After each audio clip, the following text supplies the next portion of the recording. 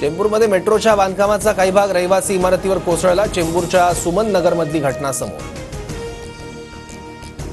Soybean विक्रीसाठी केंद्राबाहेर वाहनांच्या रांगा। हमीभावानं सोयाबीन खरेदीसाठी मुदत वाढवून देण्याची शेतकऱ्यांची मागणी। शासकीय सोयाबीन खरेदीची मुदत आज संपणार। राज्यातील जीपीएस रुग्णांची संख्या 130 वर। आतापर्यंत 2 रुग्णांच्या मृत्यूची नोंद तर 20 रुग्ण व्हेंटिलेटरवर असल्याची माहिती। आरोग्य सचिव निपुण विनायक यांच्याकडून सर्वाधिक रुग्ण असलेल्या पुण्यातील रुग्णालयांचा आढावा। महावितरणचे नवीन टीओडी मीटर असलेल्या ग्राहकांनी दिवसा वीज वापरल्यास सवलत देण्याचा प्रस्ताव महाराष्ट्र विद्युत नियामक आयोगाकडे द्वारे दाखल। आजपासून संसदेचं अर्थसंकल्पीय अधिवेशन। राष्ट्रपती मुर्मू दोन्ही सभागृहांना संबोधित करणार। सरकारकडून वादग्रस्त वक्फ मंडळ दुरुस्तीसह 16 विधेयकं आणि 19 कामकाजी दस्तावेज सूचीबद्ध।